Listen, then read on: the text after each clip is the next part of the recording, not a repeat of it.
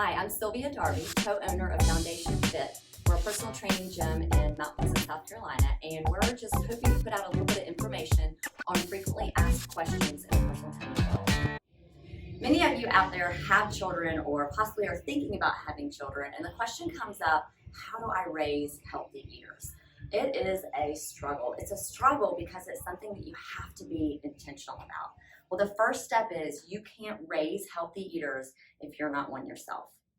The first step, you have to set an example. If you want your children doing something that yet they see you doing something totally different, it's going to be really hard to guide their path.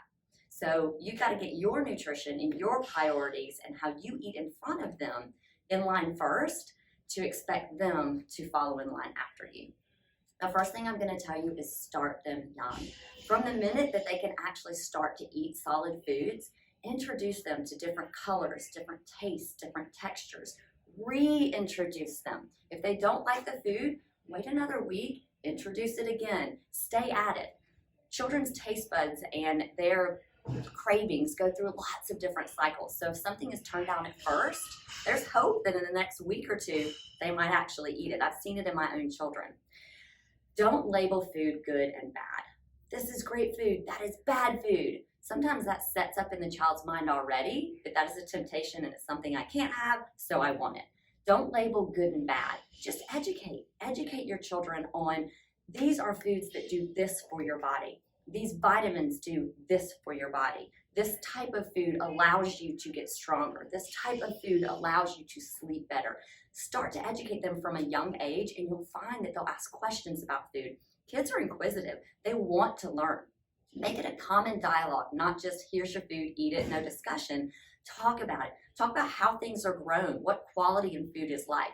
I've started these discussions with my children and it's amazing what they can recognize on their own. This food looks like it might have some hormones in it, Mom. When the strawberry's this big, and I'm like, you're onto something. I think it might. Start those conversations with your children. Give them choices. A lot of times at dinner, I'll give them choices for vegetables. Would you like green beans, broccoli, or cauliflower? They're still going to have to eat one of those. They're going to have their vegetables, but they get a little say-so into maybe what their favorite vegetable is or what they actually are in the mood to eat that night.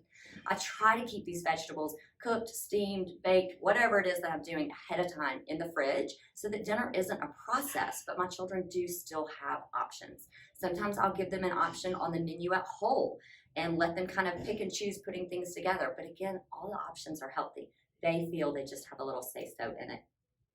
Try to eliminate junk food in your house. What you bring in your house, you will eat and your kids will eat. If you do bring these items into your house, which is okay, again, we're not labeling food good and bad. We're just labeling foods that are better for our body and make us feel better and make us operate better. So let's say some potato chips do come into your house. They come into my house. I'm not perfect. I do keep them in a basket very high up that my children can't get to, and I myself even have to get on a chair to get to, so that I won't be tempted to just grab them in those moments of weakness. So keep the junk food out altogether or keep it in a high place. What you do want to bring in is healthy snack options that are at the level of your children so that they're hungry, they're growing, they want food all the time. So you want these healthy options to be at a place that they can reach. And again, that is them naturally making their own decision to grab this food. That's a win. You want to be intentional about emotional eating. Check in with your children. Are they nervous eaters? Is there something on their mind? I have noticed a lot of this with my own children, that when they have something coming up, maybe it's a soccer game, maybe it's a school assignment that is just a lot, they immediately want a snack. It's emotional eating. That's okay. Just talk about it. Make sure if they are reaching for something, it's something healthy. Limit distractions. Try not to sit your kids in front of a TV, a computer, something electronic while they eat. You want them to be mindful eaters and have conversation and taste the texture, taste the flavors of the food that they're eating. Find meal substitutes that they like.